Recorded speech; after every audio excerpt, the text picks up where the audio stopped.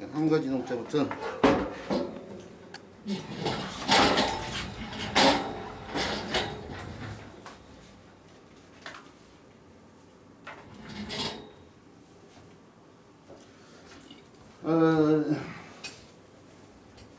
한 가지 동자를 갖다가요, 자원 설명을 하는데 좀 어려움이 없지 않아 있는데요. 이게 명쾌하지가 않아요. 지금 오늘날 한 가지 동자의 설명에 대해서.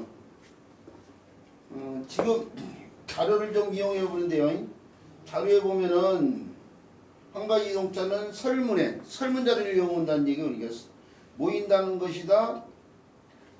모의 뜻을 이게 모자 겹쳐서 덮을모라는 글자에 그거예요. 겹쳐서 덮을모. 이게 그러니까 설문회자에서는 요 글자를 갖다가 겹쳐서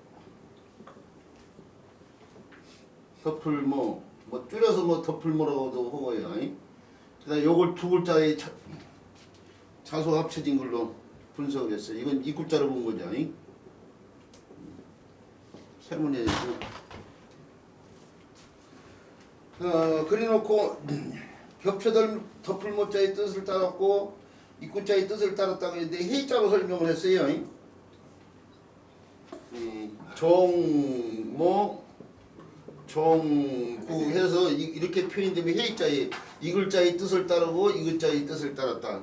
두 글자가 합쳐져 가지고 하나의 글자를 만들었는데 해자식으로 풀이했다는 얘기인데, 그래서 어떻게 해서 한 가지가 되는지 명쾌하게 또 설명이 덧붙여지지 않았어요. 이게 설문회자에서 그냥 글자만 분석을 한 것뿐이지 글자에 대한 제대로 설명을 지금 하지를 않고 있어요. 제가 이 글자 쓰면서 막바로드린 얘기가 이 글자 자원이 명쾌하지 않는 부분이 있다고 했는데 바로 설문회자조차도요 이렇게 명쾌하게 설명을 하지 않았고요. 오늘날 중국이나 우리나라, 일본도 마찬가지고요. 문자학자들이 일반적으로 요 글자에 대해서 설명을 할 때는 요 견해는 따르지 않고요. 일반적으로 요 글자하고요. 요 글자가 합쳐졌다고 이렇게 설명을 하고 있어요. 요 글자를 오늘날 무릎범이라고 하잖아요. 무릎범. 평범하다, 대범하다 뭐 할 때 쓰는 글자예요. 범인들이 모든 평범한 사람들을 뜻하는 말인데 뭐 무릇이라는 말이 뭐 크게 보면 그런 뜻이 있어요. 크게 보면 다 똑같은 거죠. 그리고 이것은 입구자죠. 입구자. 입구자는 입으로 말하는 게 말하다의 의미가 있고요. 이 무릇범자는 근데 사실은 무릇이란 뜻은 가차된 뜻이고 본인은 뭐예요? 이 글자의 본인은 돛. 그렇죠. 돛이요. 돛이요.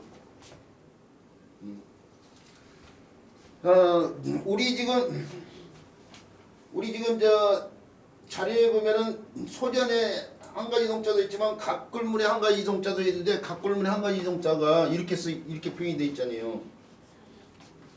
각굴문에 한 가지 동자가 이런 식으로 표현되어 있잖아요. 그러니까 요것을 갖다가 범자로 본 거죠. 여기서는 겹쳐 덮을모자로 봤지만은 겹쳐 덮을모자는 이렇게 덮을모자에다가 이 글자예요. 이 글자는 어떤 물체가 있으면 물체를 한산으로 펴놓고 거기서 덮을모자를 붙였는데 그 문자를 보니까 그것하고 전혀 상관이 없다는 걸 드러났어요.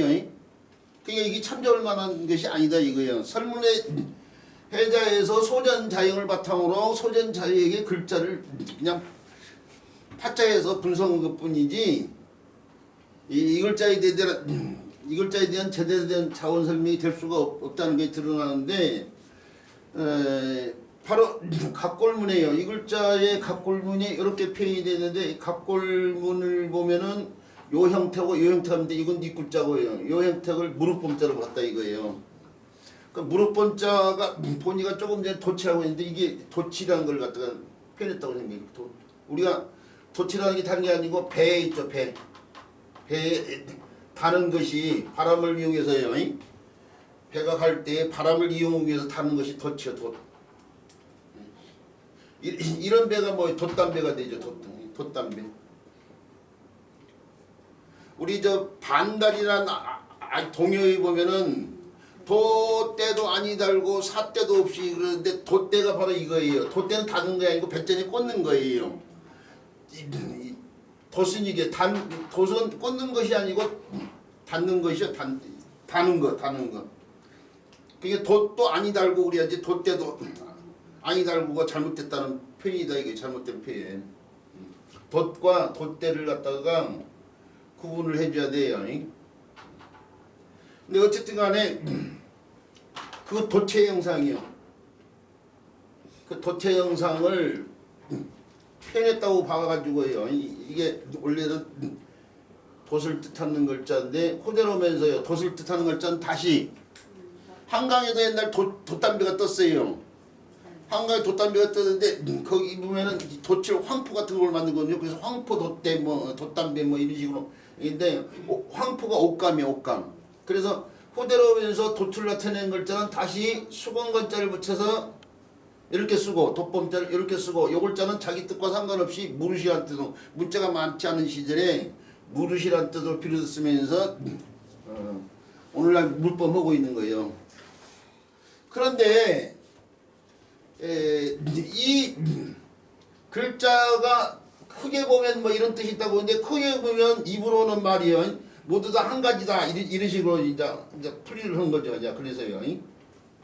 그래서 요 글자를 넣고 요걸 이렇게 해서 물범자하고 입구자로 보고 이 무릇범자가 원래는 도치였지만은 무릇으로 쓰이면서 무릇이라는 게 크게 보다는 뜻이니까 크게 보면은 입으로는 말하는 것이 다 한 가지라고 해서 이게 한 가지가 됐다 이렇게 설명을 하는데 이것이 고개를 끄덕일 만한 설명이냐 이거예요. 이게 중국의 문자학자들이나 우리나라의 문자학자들, 일본의 문자학자들이 다 이 패턴으로 지금 가고 있어요. 그래서 저도 사실은 있죠. 문자 공부를 하면서 30년 넘게 문자 공부하면서 다른 자료가 없으니까 이 자료밖에 없으니까 이 자료 입고 설명을 했어요 한동안. 자 그런데 30년 지금 35년째 정도 하고 있거든요. 제가 문자 공부를 한 5년 전에 제가 공부서 학문적으로 공부하는데 도움될 만한 책을 공부서라고 하는데 마지막 공부서를 썼어요. 마지막 공부서를 쓰면서 내가 30년 넘게 공부를 했는데 이게 고개를 끄덕거릴 만한 견해가 아니다. 이게 왜 그러냐면은 각골문에서 이걸 무릇이라는 뜻으로 보면서 뭐 그렇게 해가지고 말을 거의 뭐 지어내듯이 해서 한 가지로 억지로 짜맞추는 것 같은 느낌이 들지 않을 수가 없거든요. 이건 아니다. 그래서 마지막 공부서를 쓰면서 이 글자뿐만 아니라 이렇게 마땅치 않은 글자들은 내 나름대로 주장을 한번 펼쳐보는 것도 이제는 해만큼 공부를 했으니까 제 나름대로 주장을 펼치는 것도 뭐 해볼만한 일이다 이거예요. 그러니까 해볼만하다는 얘기가 뭐냐면 타당성 있게 근거를 가지고 제시할 만한 자신감이 있다 이거예요.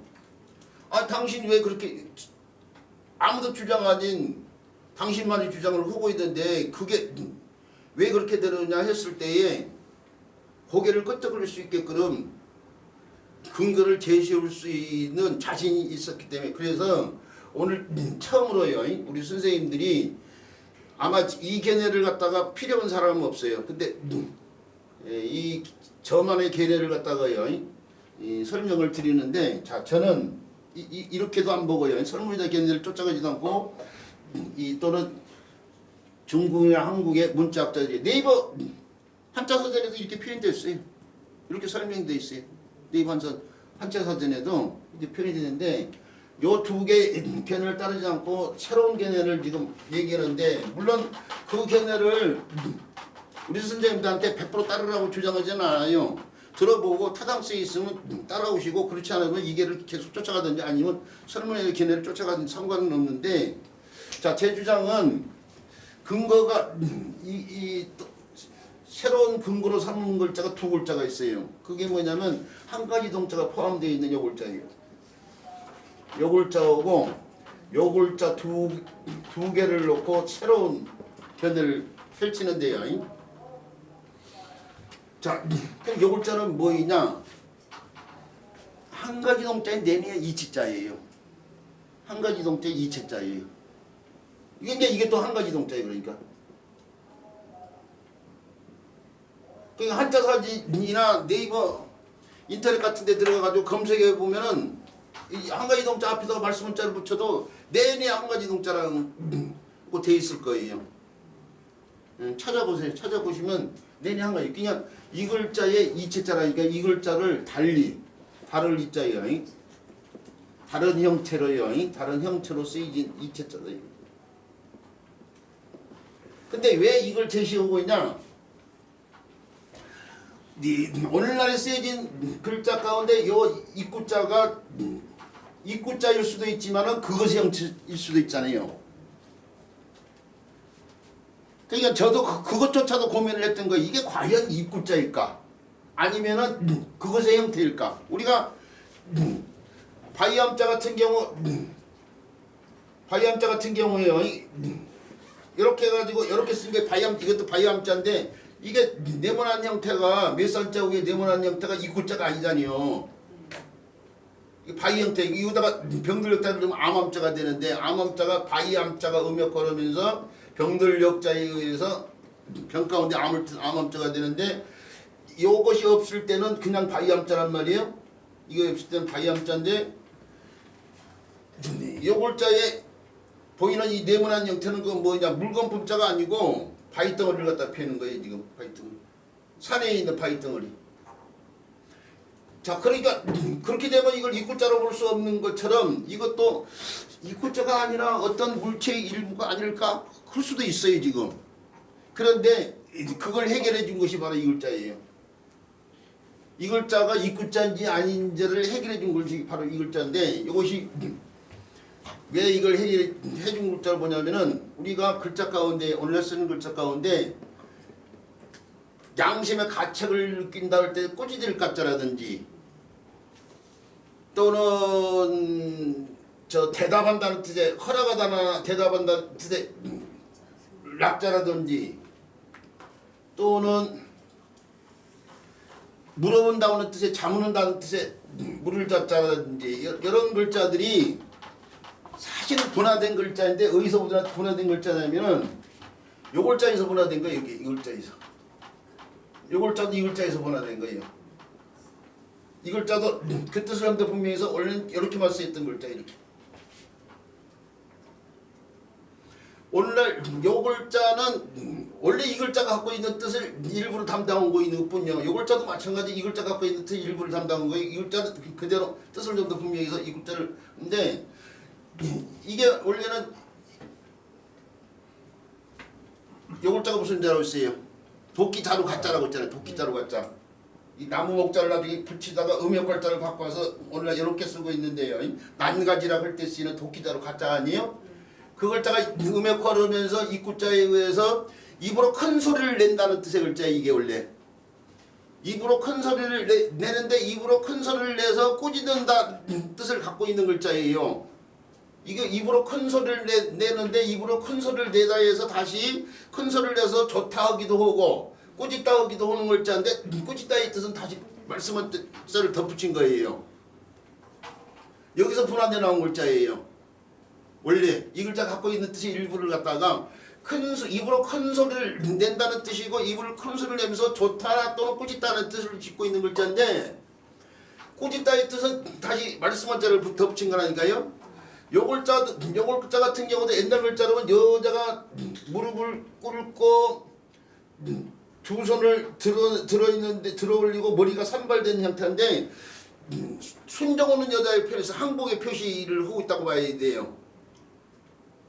두 손을 들고 순종하고 있음을 갖다가 표현을 적어 나중에 대답을 해요. 순종을 따르겠다. 말한 것과 같게 행동하겠다 해서 입구자를 이렇게 달라붙인데 거기서 산발은 머리하고 손이 초도자처럼 바뀌고 하나는 어떻게 돼요? 이렇게요. 이게 지금 산발한 머리와 들고 있는 두 손의 형태가 이렇게 바뀐다니까요. 여기서 이렇게 초도 형태가 나오고 여기서 이 형태가 이렇게 형태가 나왔다고 생각하시면 돼요.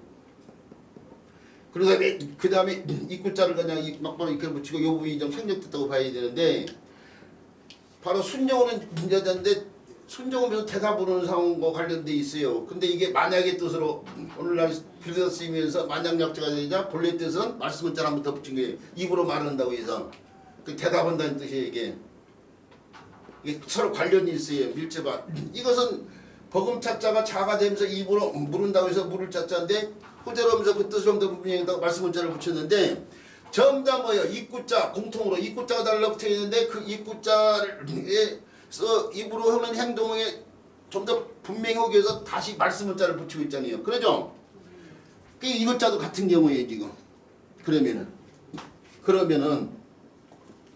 여기 입구자 대신에 이게 말씀문자 하나 더 붙여요. 여기 입구자 대신에 말씀문자 더 붙이고 여기 입구자 대신에 말씀문자 더 붙이고 여기 입구자 대신에 말씀문자 붙인 것처럼 이것도 입구자 대신에 말씀문자를 붙였다고 생각해야 돼. 그래서 이거 입구자라는 게 드러난다 이거예요. 무슨 말인지 알겠죠? 네.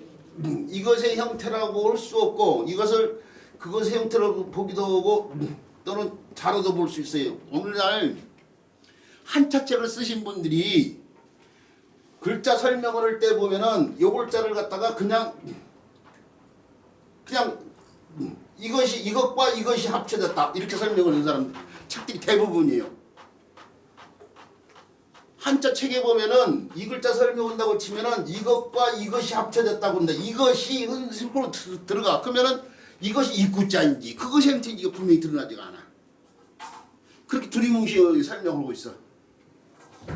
근데 저는 책에다가 이것이라고 표현하지 않아요. 이것이 분명히 하나의 문자로 쓰였어. 문자로 쓰였다는 것은 입구자라는 얘기야. 그러면은 자를 붙여주고 그 다음에 입구자의 형태가 아니다 이거예요. 그러면 그것의 형태라고 이렇게 해서 저는 두 개로 구분해서 쓰고 있어요. 제가 한자 책에서 그냥 이것이라고 하지 않고. 근데 보세요. 우리 선생님들 한자 책 많이 갖고 있을 텐데 가면 저처럼 이걸 자를 붙이거나 뭐 형태를 붙이지 않고 그냥 이것이 그런다고요. 구자가 그런다고. 구자가 이런 식으로. 근데 그게 잘못이다 이건데 어쨌든 간에 제가 이걸 설명하고 있는 것은요. 이걸 설명하고 있은 요것의 형태라고 보기보다는 이걸 구자로 보는 상황이에요 지금. 그래서 이제 드러났어요. 이건 구자라고 봐야 되는 상황이에요. 그러면 나머지 요글자 이렇게도 보고 이렇게도 봤는데 저는 이거 두 개가 잘못됐다고 지금 생각하고 있어요. 그것이 이제 그걸 증명하는 게 바로 이 글자예요. 이 글자인데 자, 이 글자도 보면은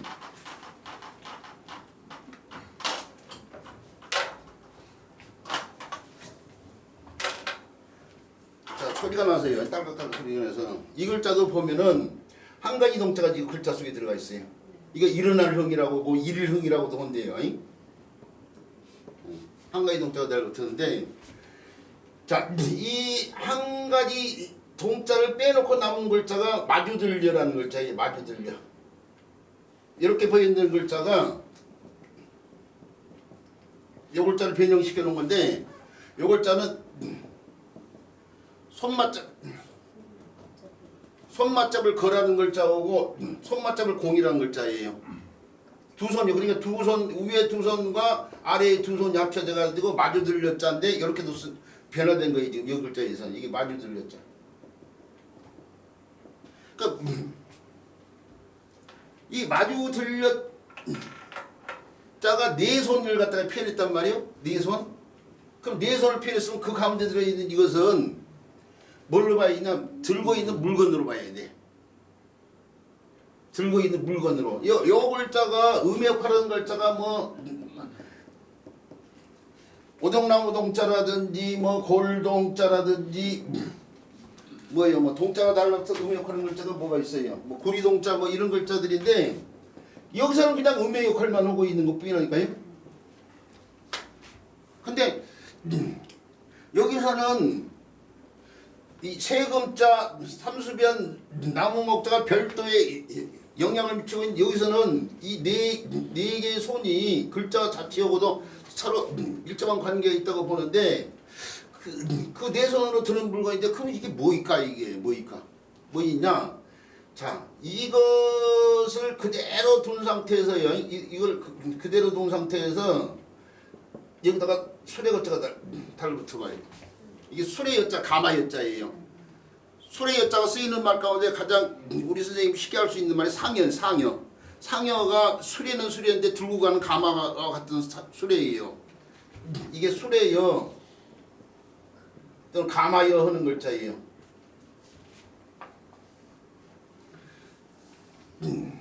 저는 요 글자요.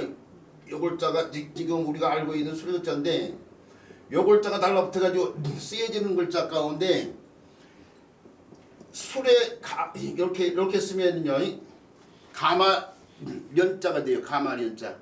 임금 옛날 임금이 타고 다니는 가마 련자. 가마 련자. 또는 네 사람이 들고 다니는 가마를 갖다가 사인교라고 하잖아요. 사인교. 예, 교작군. 가마 들고 있는 사람들 교작군. 그럴 때 쓰이는 교자가 가마교자예요. 가마교자.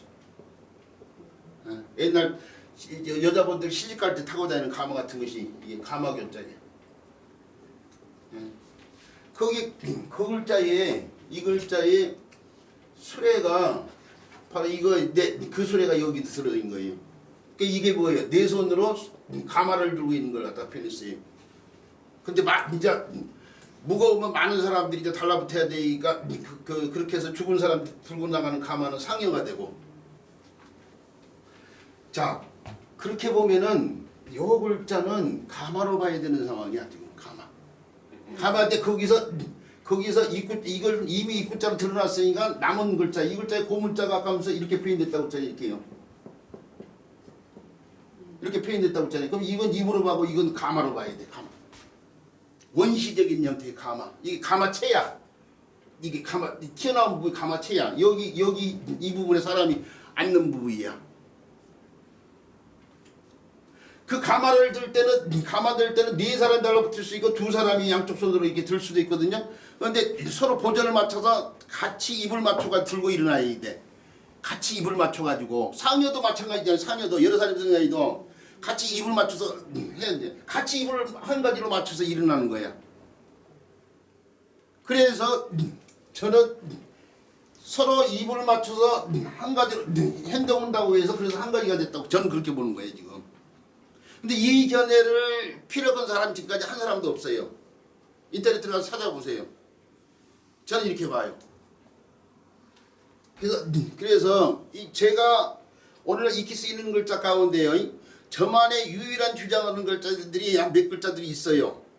아직 국내에서 어느 누구도 주장하지 않는 저만의 주장하는 글자들이 몇 글자가 있는데 그 가운데 한 글자가 바로 이 글자예요. 한 가지 글자. 그래서 예전에 자신이 없고 확신이 없을 때는 기존의 이견을 저도 그대로 쫓아서 풀이를 했어요. 근데 말씀드린 것처럼 마지막 공부서 이제 더 이상 공부서 안 쓸 거예요. 근데 그 공부서만큼은 마지막이고 제가 35년 동안 공부의 노하우를 다 담아야 되기 때문에 거기서부터 확실히 이렇게 바꿔서 설명을 했거든요. 근데 그런 견해로 지금 이 수업도 지금 진행되고 있어요. 그래서 예전에 한 10년 전에 제 수업을 들었던 분들이 제가 자원 설명할 때에 옛날하고 다른 애 하는 것들이 지금 바로 이런 것들이에요. 지금. 우리 유동현 선생님도 옛날 이렇게 배웠어요. 근데 지금은 아니에요.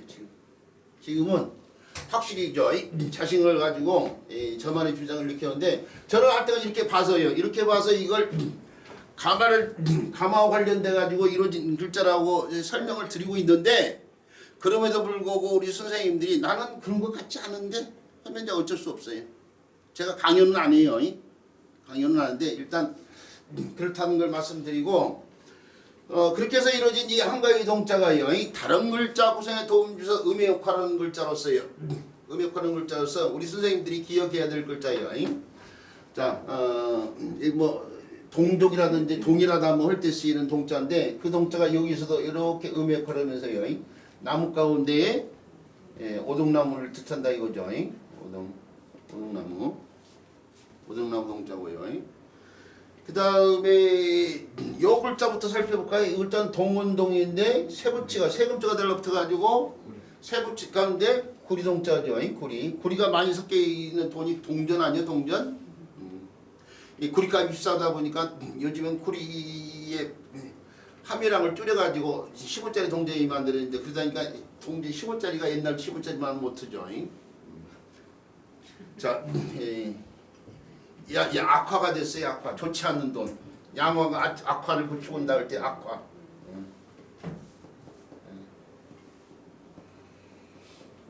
제 가치를 분명히 할 수 있는 돈이 돼야 되는데 옛날 10원짜리는 그래도 다 그려져 있던가요? 10원짜리에는 그래도 10원의 가치가 들어가 있는 구리가 들어가 있단 말이에요. 근데 요즘은 쬐끄맣게 만들어 놓고 구리 성분이 많이 빠졌어요.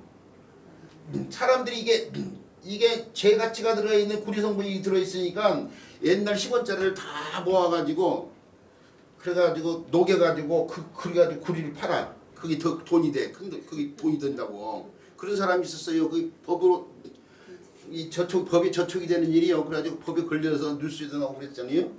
10원짜리 만드는데 한 100원이 들어가니까. 그렇죠. 그렇죠.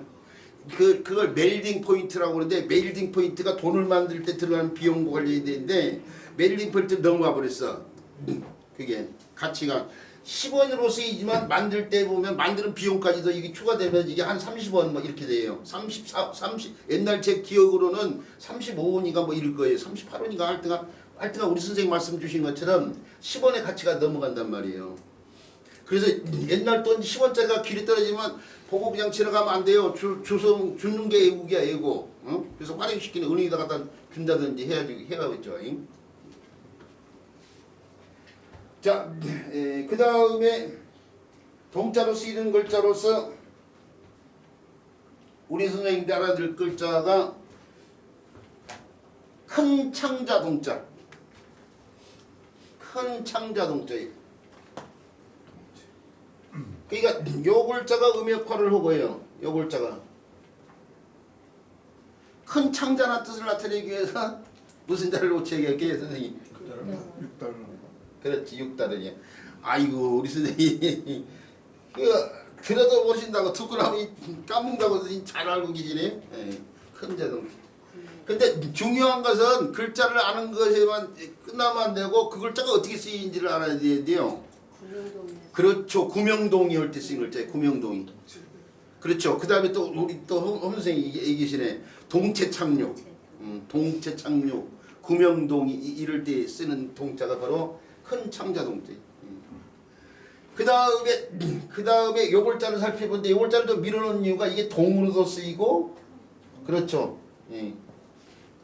서른 계열인데 니은, 디귿, 티읕이 서른 계열끼리 교환이 되면은 통이 될 수도 있어요. 이게 통으로도 쓰여요.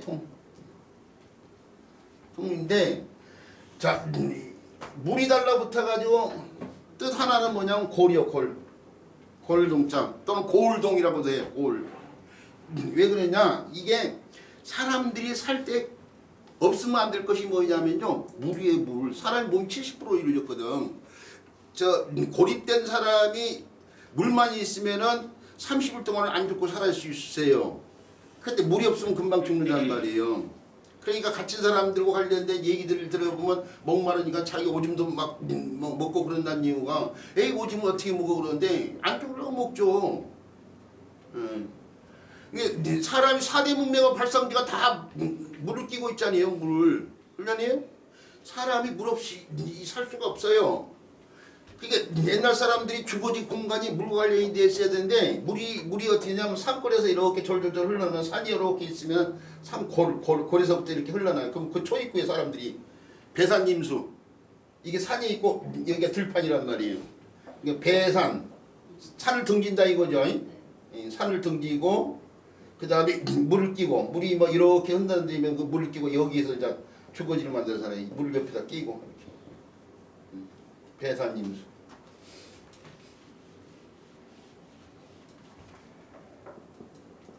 옛날 사람들이 주로 공간으로 삼는 곳이 배산임수예요. 배산임수. 물을 등지고 산을 등지고 물을 가까이 임한다 이거죠. 자, 그러면 여기에서 살아 여기. 산을 등지고 산이 부풍을 막아주는 거죠. 그다음에 앞에서 옆에서 물고 그 앞에 농사 짓고 뭐 이런 식으로 해서요. 그 여기가 골 옆에요. 골 옆에. 골 옆에 어디 뭐가 이루어져요? 고울이 이루어져. 그러죠. 근데 물이 어떻게 돼? 골을 통해서 흘러나온다. 그래서 통하다 이 뜻이에요. 이게 통하다. 통하다 뜻도 있는데 그럴 때는 통이에요. 통.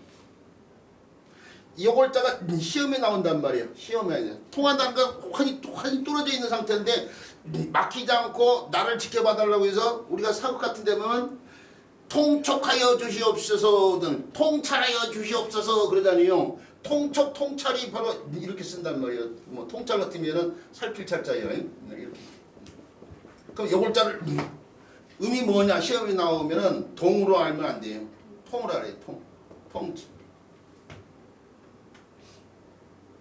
음이 두 개인 글자가 시험에 나온단 말이에요. 근데 사람들이 이걸 동으로만 알아요. 뭐 무슨 동 하면서 아현동이나 뭐 봉천동이나 뭐 무슨 동 뭐 독산동이나 뭐 하면서 동장 동사무소 동으로만 알지 통으로 쓴다는 걸 잘 모르는 사람들이 간혹가다 있거든. 그래서 무릎 시험에 나와요. 통으로 쓰이고 있는 어휘들이. 자, 통에 음이 있는데 이렇게 써도 이거 그래서 이걸 저렇게 써도 통이에요. 통통자. 대통통이라고 대나무가 닮은 쓰이게 대통통자라고도 보고 우체통 뭐 할 때 쓰는 글자예요. 편지통 뭐 할 때 쓰는 필통 할 때 쓰는 글자예요. 옛날 필통이 이렇게 대나무 이렇게 쪼개가지고 이게 대나무에다 이렇게 이 대통통자. 자, 이런 데서 의미 역할을 하는 글자가요. 한 가지 공이라는 글자. 자, 한 가지 공자에 대해서요. 요 정도만 알면은 뭐 어디 가서요. 웬만한 사람들 교육하는 데는요. 충분하리라고 생각해요. 그래서요. 한 가지 공자에 대한 설명은 여기까지 하도록 하겠습니다.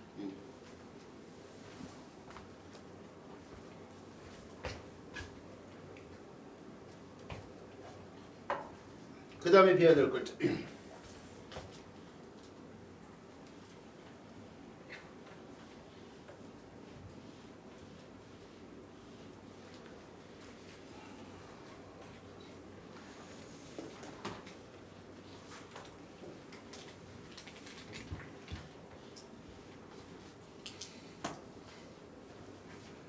그 다음에 배워야 될 글자는 조목과자예요.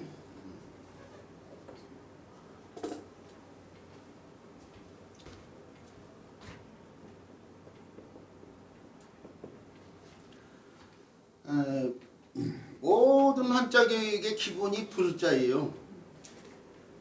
부수자를 확실히 해야만이 한자를 쉽게 이어오고요. 또 가르친다고 칠 때도 쉽게 교육을 할 수가 있겠죠. 바로 지금 조목과라는 글자를 지금 써놨는데 조목과자도 지금 두 개의 부수자로 이루어져 있어요. 두 개의 부수자.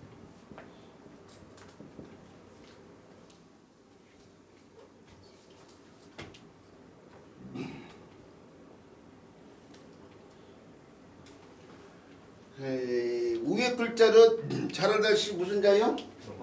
표화자예요. 표화.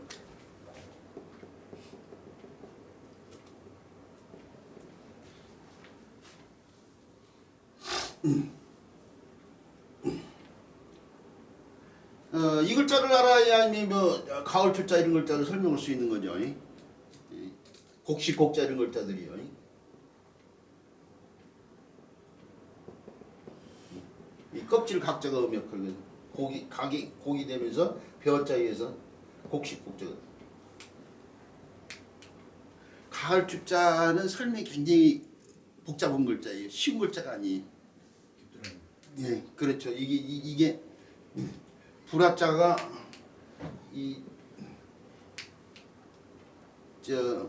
귀뚜라미 얘기했는데 메뚜기 선생님, 메뚜기를 쫓는 불구 관련돼 있어요.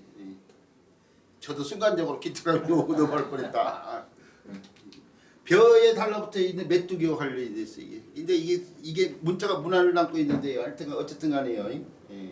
나중에 분명히 설명할 수 있는 기회가 주어질 테니까 그때 가서 하는데 이런 가을 주자나 곡식곡자에 달라붙어 있는 배화자는 이렇게 옛날 고문자를 보면 이렇게 이루어졌어요. 이렇게. 예, 어렵지 않아요. 우리가 흔히 하는 속담에 변은 익으면 머리를 숙인다 하는데 머리 숙이는 것이 바로 여기인데 그게 이제 이삭 부분이죠. 이삭이 있고 이삭 줄기가 뿌리로 이렇게 이어지고 가지가 이렇게 있고 그 다음 밑에 또 뿌리를 갖다 덧붙였어요. 뭐 어렵지 않죠. 자, 이삭을 갖다가 이렇게 펴놓고 가지를 갖다가 반드시 펼쳐주고 줄기를 내려주고 뿌리를 올려 붙여가지고 이루어진 글자가 배화자예요. 벽과 공물들을 그래서 학문적으로는요 화번과 공물이에요. 화번과 벽과를 갖다 화번과라고 그래요. 화번과 신문이라고 이렇게. 이 글자가 다른 글자 구성에 도움 준 경우는 굉장히 많은데 이 글자 자체가 쓰이는 말은 그다지 많지가 않아요. 사실은. 저 중국 영화 좋아하시는 분들 있죠? 중국 영화 본 영화사 가운데 가화라고 해가지고요. 가화라고 해가지고 요 앞에 음식점이 중국 음식점에 가면 이 글자 쓴 음식점들이 많아. 예. 이게 열매가 무성하게 달린 곡물을 갖다가 펴있는 글자예요. 이게 가화가 열매가 상설한 조짐을 나타내요. 여기에 그러니까 이삭에 있는데 이삭에 막 이삭 줄기에 곡물이 이렇게 대충 달려 있는 것이 아니고 이걸 이 형태와 비교한다면 이거 막 사방에 막 이렇게 달려. 요런 표현을 갖다가 가화라고 그래요. 잘 된 일이죠. 그러니까 영화사 이름이 잘 되길 바라는 마음에서 그 영화사 이름을 이렇게 가라고 한다. 이 중국 영화사 이름 보면은 자막 딱 나올 때 보면 뭐라고 시그널 뮤직이라고 그러죠. 시그널 뮤직 시작되면서 나오잖아요. 영화사보다 영화를 만들고 시작될 때마다 시그널 뮤직을 틀어주잖아요. 그 잘하는 게 우리 선생님 잘하는 게 20세기 폭스사 사자가 나오잖아요. 이게 그냥 사자가 나오. 사자는 워너브라더스. 워너브라더스인갑다. 그럼 20세기 폭스사 20세기가 그렇죠. 죄송합니다. 워너브라더스인가 뭐니까 그 영화사 사자가 이렇게 있는 겁니다. 그 옛날 어떤 사람이 영화관에 가지고 딱 앉아야 돼. 사자가 나와가지고 저거 옛날 본 영화잖아 하고 자리에서 나갔다고 한 거래요. 그 사자가 아니라 워너브라더스가 아닌데 죄송합니다. 정정. 뭐예요 그럼? 메트로 골드윈 메이어 MGM사입니다. MGM사. 왜 또 이랬다 저랬다 하신데 나 또 선생님이 정보를 갖다가 그대로 이용을 했더니 애초에 제가 잘못 알고 있으니까 제가 문제였고 우리 쉬는 시간에 한번 찾아보죠. 분명히 MGM 맞습니다. MGM인가요? 네. 아니 우리 선생님 또 왔다 갔다 하니까 아니 제가 MGM 얘기를 할 거를 원어라고 잘못 얘기를 해버렸어요. 불안해가지고 저는 확실히 몰라가지고 우리 선생님 얘기한 대로 그대로 따라갔는데 뭐 어쩔 수 없고 이제 하여튼간 얘기가 다른 쪽으로 나와서 죄송한데요. 이게 우리나라의 사람들도 그래서 우리나라 구구사전에서 실려있는 말이에요. 가화가 상설은 조짐을 뜻하는 말인데 근데 이렇게 어려운 말에 그나마 배화자가 쓰이고 있어요. 근데 그래서 배화자 자체로서 쓰이기 많은 글자는 아니고 조금 전에 얘기한 것처럼 가을 주자라든지 이 조목과자 뭐 썼다 지웠지만 곡식곡자 이런 글자 구성에 도움을 주면서 그런 글자를 이해하는데 이제 알아둬야 될 글자죠. 자 그렇다고 얘기 드리고요. 그 다음에 이 글자는 흔히 말두라는 글자죠. 말두라는 글자인데 여기 말은 용기를 나타낼 수도 있고 또는 용량을 나타낼 수도 있고 그래요. 근데 여기는 용기보다는 용량을 나타냈다고 봐야 돼요. 사실은 데려주고 말로 받는다 할 때 그 말술은 지고는 못 가도 먹고는 간다. 뭐 말술도 사용하지 않는다. 두조불사 그럴 때 쓰이는 말이에요. 요 글자는 근데 사실은 용기에서 나오는데 용기 말이 아니고 뭐냐면요 국이요 국이. 그러니까 이 글자의 본인은 국이두자가 돼야 돼요. 국이두자 원래. 국인데 술이나 장 같은 액체물을 뜨는 용기와 관련돼 있어요. 국이가. 그러니까 요 형태를 갖다가요. 국이를 갖다가 가장 간단하게 나타낼 때는 이렇게 가지고 이 자로 부분이 있고 온폭 들어간 부분이 있고 여기다가 술 같은 걸 떠요. 그 술 같은 게 담겨져 있어요. 여기서 나온 글자가 바로 이 글자가 구기작자란 말이에요. 구기작자. 이게 자로 부분이 있고 그다음에 온파이 담는 부분이 있고요. 거기에 뭔가가 담겼는데 술 같은 게 담겼어요. 그러면 이게 여기서 나온 글자가 구기작자거든요. 이게요. 구기작자고 요 글자가 수로가 합쳐지면 잔지랄 작자가 돼요. 이게 구기로 술을 뜨는 거죠. 그 대작을 한다. 서로 앉아서 술을 마신 걸 대작한다. 술 떠주는 사람을 갖다가 작부 뭐 이럴 때 쓰이는 글자가 이 잔지랄 작자예요.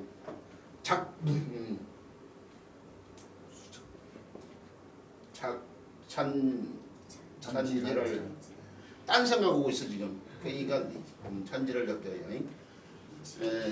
그런데 요 형태를 좀 달리 구기 형태를 좀 달리 표현하는데 이게 담는 부분이고 이 자루 부분인데 이게 술단지 같은 데 단지 술단지 같은 데에서 뜰 때 요 상태에서 떴다가 여기다 담아 놓으면 어떻게 돼요? 담아 놓으면 이게 쭉 미끄러 들어갈 수 있어요. 그러니까 이렇게 술단지가 이렇게 있을 때에 이게 술 푸는 거예요. 이게 내냐 요걸 갖다 반드시 표현했다고 생각하면 되고요. 이렇게 반드시 표현하고 자루가 있는데 여기에 이렇게 걸치는 이렇게 좀 걸치게끔 튀어나온 부분이 자루에 이렇게 튀어나온 부분이 이렇게도 고기가 만들어져요. 그 형태를 옛날 사람들이 이렇게 표현했어요. 이렇게 표현했는데 여기서 나온 글자가 이 글자예요. 사실은 여기에 구기를 좀 달리 표현한 형태에서 나온 글자가 이게 구기둘자예요. 구기둘자 이게. 근데 그 구기도 조금 전에 술 같은 걸 푼다고 했잖아요. 술을 푸는데 그 술을 풀 때에 그 용량과 연결된데 그 용량이 마침 말이었던 거예요. 말. 그래서 오늘날 근데 이게 이제 말의 뜻으로 많이 쓰이다 보니까 오늘날 말도 하고 있는 거예요. 지금.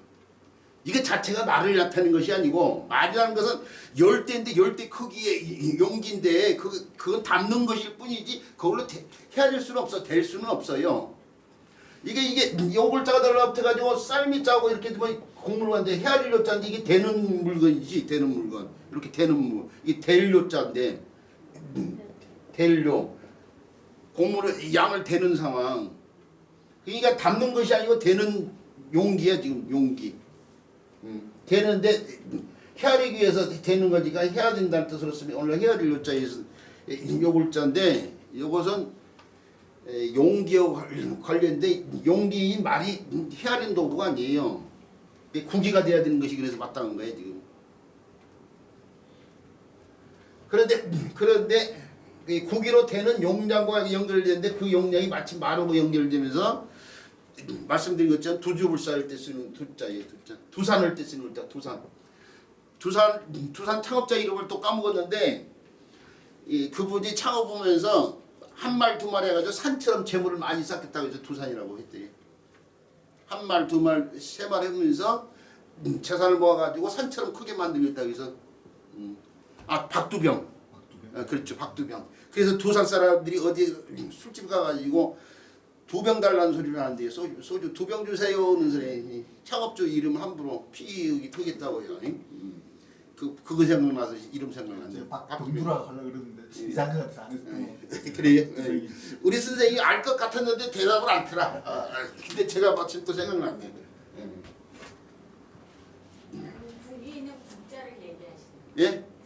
국자? 국기가 그렇죠. 국자야. 오늘날은 모든 건 되는 걸 다 국자라고 하는데 이제 국자 가운데서도 옛날 조그만 국자로서 술이나 장 같은 걸 된 걸 국이라고 또 특별하게 했어요. 근데 말이라는 것도 왜 헤아릴 수가 있을 것 같긴 한데 국이로 국이는 조그만 국자라고 했잖아요. 그걸로 퍼가지고 말을 만드는데 그래서 그 담는 것 가운데 우리 옛날 소주병과 대두병 있잖아요. 대두병이 두도 이거예요. 이거. 대두병. 그러니까 제가 지금 얘기한 것은 말이라는 용기가 있어. 말이라는 용기는 굉장히 클 거 아니에요. 열대들이니까. 근데 그 형태를 나타낸 글자가 아니다 이거예요. 구기를 나타내고 거기다 담는 양을 갖다가 펴있는다. 그 얘기예요 지금. 요 글자의 본인은 국이지 말이 아니다 이거. 요 열대를 담는 요걸 갖다 펴는 것이 아니다 이거예요. 여기 말이거든 말. 그 이런 용기가 아니고 국이란. 근데 그거 국이로 퍼담는 그 용량과 관련되면서 말이란 뜻이 이루어졌다 그 얘기예요. 예. 같은 국이라도 이게 말두란 뜻을 갖고 있는 걸로 봐서 저 이 국이 두자가 조금 더 작보다는 좀 큰 국이 작을까 싶네요. 작지 않나? 말두란 뜻이 있으니까 작보다는 더 큰. 아니 그렇게까지 자꾸 깊이 들어가지 마. 같은 걸로 그냥 생각해. 아까부터 고기 잡자고 같은 걸로 생각하세요. 복잡하게 생각하지 마세요. 예. 자, 우리 선생님들 뭘 얘기하면 자꾸 상상을 펼쳐가지고 막 복잡하게 자꾸 들어가려고 하시는데 그렇게까지 안 해도 될 것 같아요. 예. 어쨌든 간에 그 두 글자가 합쳐서 이루어진 글자인데 요 글자가 설문에서는 해자로 풀이했는데 사실은 있죠. 요 글자가 음역할 글자예요. 지금 벼화자가. 벼자가 음역할 하면서 이게 국이라는 용기로 조목조목 등급에 따라서 이 곡물 같은 걸 재고 있어요. 지금 뭐 술 같은 거라든지 장 같은 걸. 그래서 요 말글자가 원래는 국이라고 있잖아요. 국이로 조목조목 양 같은 걸 헤아리고 있다니까요. 그래서 조목이라는 뜻이 나왔다고 생각하시고 벼화자는 음역할자의 화가 과가 됐다고 봐야 돼요. 이 화가 그대로 화로 쓰이는 글자가 있어요. 벼화자가 그대로 화의 음역하는 글자가 있어요. 그 글자가 바로 몇 글자예요? 몇 글자? 요 글자를 물으면 한자를 갖다가 예부하는 사람도 우리 선생님 진짜 전문가급이 돼 있으니까 그러는데 이거 무슨 자지 오는 사람들이 있는데 요 글자를 어디서 볼 수 있냐면요. 액자 같은 데 보면은 그렇죠. 액자 같은 데 보면 이렇게 써 있는 경우가 있어요.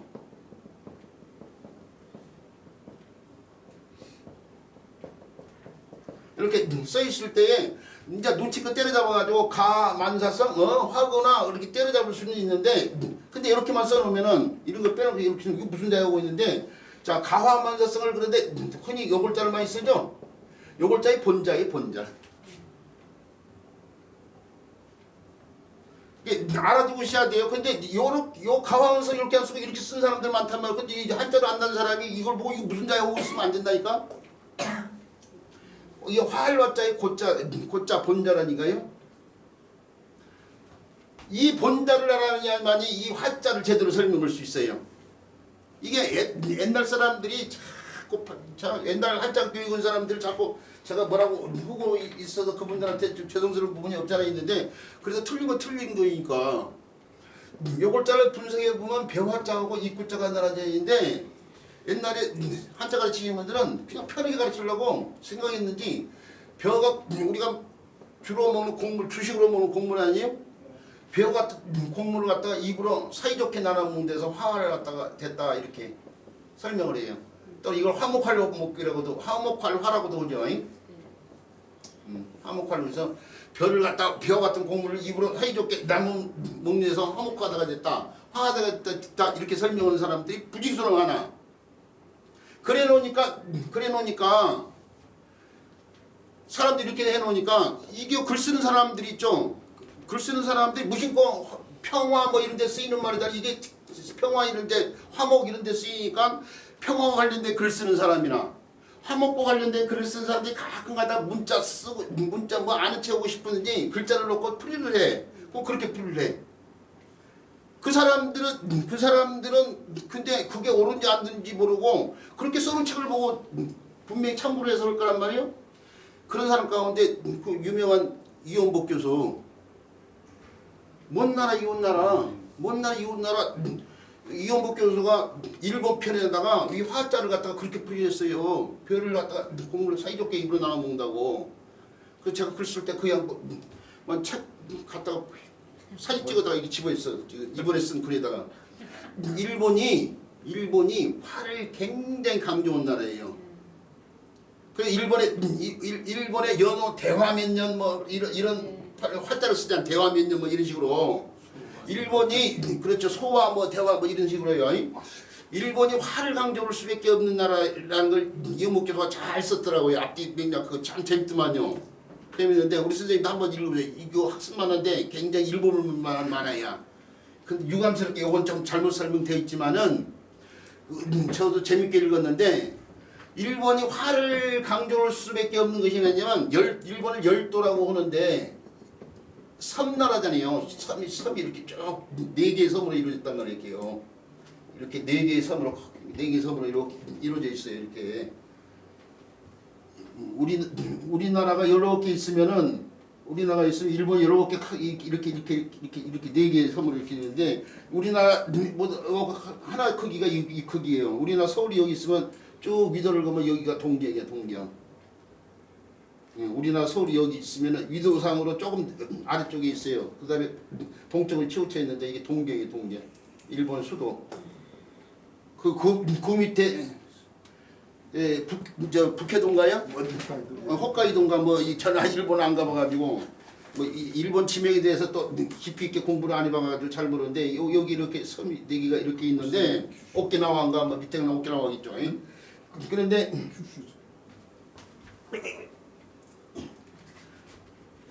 바로 그 일본에서는 이렇게 섬으로 이루어졌기 때문에 이 싸우면은 우리나라는 이렇게요. 대륙하고 연결됐어요. 이렇게요. 중국하고 이렇게. 우리나라에서 서울에서 있죠. 걸어서 만약에 막지만 않는다고 치면은 저 프랑스나 독일까지도 이렇게 갈 수 있어요. 프랑스까지도 유라시아를 거쳐서 이게 북한 때문에 지금 기찻길이 막혀 있는데 북한 남한에서 부산에서 이렇게 북한 기찻길이 막히면 만주철도나 러시아 횡단철도 타고 저 유럽으로 들어가 유럽에서 가고 싶은 데 다 갈 수 있어요 지금. 걸어서도 가고 물론 걸어서 가면 힘들고 시간이 오래 걸리겠지만은 못 갈 곳이 없지. 그 우리나라는 어떻게 돼 그러니까 우리나라 나라 자체에서 왼수가 있어요. 왼수가 있으면 싸우다가 내가 힘이 없으면 도망을 가야 되냐? 도망가면 저 대륙으로 도망가면 돼. 일본은 어떻게 돼요? 싸우다가 원수하고 싸우다가 도망갈 곳이 없어. 바다가 와요. 배 타고. 그 바다로 빠져죽기 풍락때 빠져죽기 힘들어요. 오늘날이야 이제 바다에 가면은 문제될 거이 더러운 세상이지만 옛날 같은 경우는 배도 좋은 배도 없을 때고 자꾸 그런 식으로 얘기하지 마세요. 수업이 방해돼요. 어쨌든 간에 땅에서 해결을 해야 되기 때문에 도망가려고 치면은 문제가 생긴다니까요. 그래서 화를 강조한다고 한 거예요.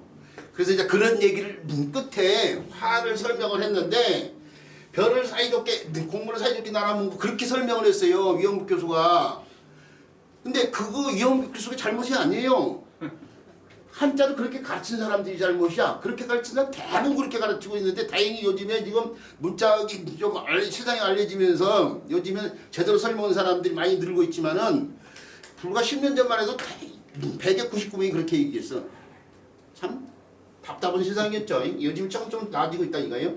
그러면 배화자가 어떻게 설명해야 되냐? 본자를 알고 있으면 제대로 설명이 되죠. 본자를 알고 있으면 본자가 피리약자오고 병화자가 합쳐져 있잖아요. 부수자가 오늘날이요 자유에서요 매용조라는 사람이 자유라는 책을 쓰고 그 자유에서 214글자를 만들어 놓은 다음에 오늘까지 쭉 이어지고 있어요. 또 상황에 따라서 좀 줄이는 사람도 있고 그러지만은 우리나라 옥편 한자 사전에 보면은 앞뒤 보면은 불자가 딱 나는데 거기 들어가는 글자가 정형의 글자만 따져보면 214글자란 말이에요. 그런데 그 214글자가 1핵에서부터 17핵으로 나열되어 있거든요. 그것도 자유란 책에서 획수대로 이렇게 나열한 거예요. 17핵이 체감하는 글자인데 그게 17핵에 해당되는 글자가 바로 이 글자고 마지막 글자야. 부수 214글자 가운데 마지막에 표기되어 있는 글자 이게요. 그 요 글자가 그럼 무슨 자냐? 요 글자는 어떻게 표현하냐? 고글자를 보면 이렇게 피리를 갖다가 묶어놓은 거예요 지금. 옛날 오늘날 우리가 피리 그러면 피리 하나를 이렇게 넣고 그다 구멍 같은 걸 뚫어가지고 연주를 할 때 구멍을 트고 막고 하면서 다양한 소리를 내는데 옛날 사람들은 이렇게 그런 방법을 미처 몰랐던 건데 만들면서 길고 짧은 데 따라서 소리가 달라지니까 여러 개를 피리 여러 개를 길고 짧은 걸 여러 개를 묶어가지고 이제 피리를 만드는데 그걸 간략히 해서 3개로만 이렇게 펴는 거예요. 3개로만 한자에서 많은 건 3개를 줄이니까. 그걸 묶고 이게 입으로 아래를 향한 입으로 봐야 돼요. 입구자에 옛날 글자 이렇게 되는데 그걸 아래쪽을 향하고 있어요. 그 입으로 피리를 부는 모양에서 난 글자가 바로 이 글자예요. 피리약자. 이 파리약이라고 하면 안 돼. 예, 피리약이에요. 피리약. 여기 악기예요. 악기. 해충이 파리가 아니고 파리약이라고 제가 언급한 이유는 그거예요. 그것도 하나의 수업을 하는데 자극이 되는 기억을 하고 피리약 기억을 하고 파리약을 통해서 피리약이라는 말을 기억을 하고 그 학습 요소로 작용할 수가 있어요. 근데 어쨌든 간에 피리 약자가 최고 복잡한 214글자는 17회의 최고 복잡한 글자야. 요 글자가 달라붙어서 쓰이는 글자가 이렇게 해가지고 피리인데 하프 문자가 이렇게 달라붙어. 근데 이 글자가 호대로 오면서 복잡한 문제가 어떻게 되냐면요. 피리를 뭘로 본다고요? 입으로 본다고 했잖아요. 이렇게 밖에 이렇게 호대로 오면서. 그게 요 글자의 고자가 이 글자야. 이게 뭐예요? 불치자잖아요. 불치자. 취타되어 할 때 쓰는 글자. 고치시키다 할 때 쓰는 글자예요. 북을 치고 나팔을 부는 상황. 그런 것처럼 요 글자도 어떻게 돼요? 이 글자가 피리약자가 복잡하니까 십시로서 최고 복잡한 글자잖아요. 이 글자로 바꿔줬잖아요 지금. 요것도 마찬가지예요. 피리약자가 복잡하니까 사람들이 복잡하게 쓰고 싶지 않거든. 그 피리를 입으로 보니까 입으로만 이렇게 바꿔서 그 다음에 벼자를 이렇게 붙였는데 요것 자체를 놓고 보면 이게 벼합자가 음역화를 하면서 피리 소리가 조화로운 상황과 관련돼 있어요. 밥을 나눠 먹어서 곡물을 나눠 먹어서 조화로운 상황이고 화한 상황이 아니고 악기 소리가 조화로운 상황과 관련돼 있다니까 이게요 사실은.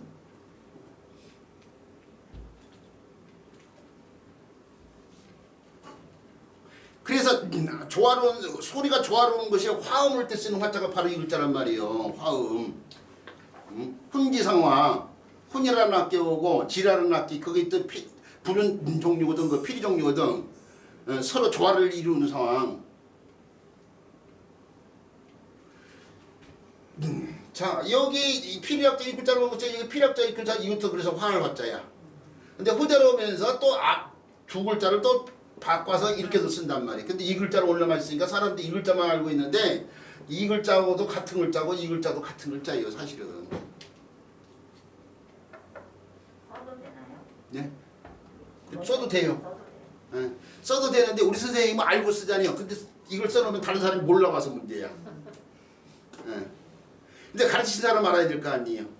그러니까요. 요 글자가 이 글자의 본자인데 이 글자를 막바로 이 글자로 바꾸면 이 글자가 되잖아. 그럼 이 글자가 화글자는 걸 알아야지 또. 근데 이걸 바꿔서 또 이렇게 오늘날 쓰고 있다는 얘기. 이제 가르친 사람은 알아야 돼. 근데 이제 배우는 사람은 학습 부담이 많잖아. 막 알아야 돼. 모르는 상태에서 알아야 될 한자가 많은데 이것도 화글자 이것도 화글자 그러면 복잡하게 생각할 수 있어. 이게 배우는 사람들은 이것만 알아두라고 하는데 설명은 이렇게 해주는 게 나쁘지 않죠. 자 그래서 벼화자가 음역화라는 글자요.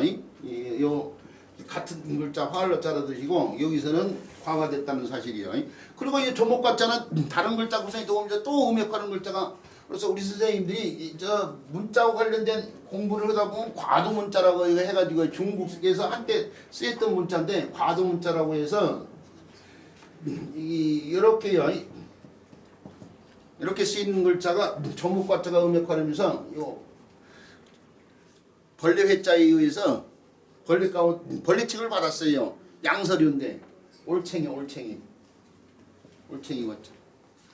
올챙이 과자고 과도문자의 두자도 올챙이 두자예요. 이렇게 이것도 되냐? 이렇게 쓰네. 이거 말두자가 음역화라는 거 있잖아요. 올챙이 두자.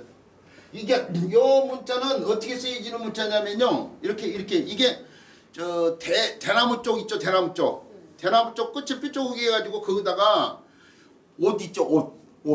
옷나무 옷이 굉장히 오래가요. 안 지워져요. 그리고 세월이 흐를수록 색깔이 짙어지고 옷이 있죠. 옷. 집에서 옷 다루는 사람 옷 다루다 보면 손 같은 데 옷이 묻잖아요. 그 며칠 동안 안 지워져. 막 물이 다 씻고 그래도 옷이 그렇게 잘 안 지워진 특징이 있는데 그 옷을 이용해서 글씨를 써. 근데 깨끗에다 묻히는데 처음에는 옷이 많이 쓰인데 많이 묻혀. 그러니까 공병될 공자를 쓰면 이렇게 쓰여진 거야. 이렇게 이렇게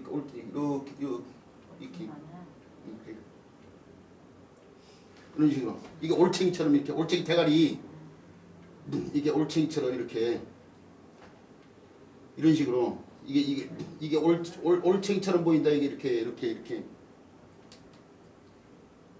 올챙이처럼 이렇게.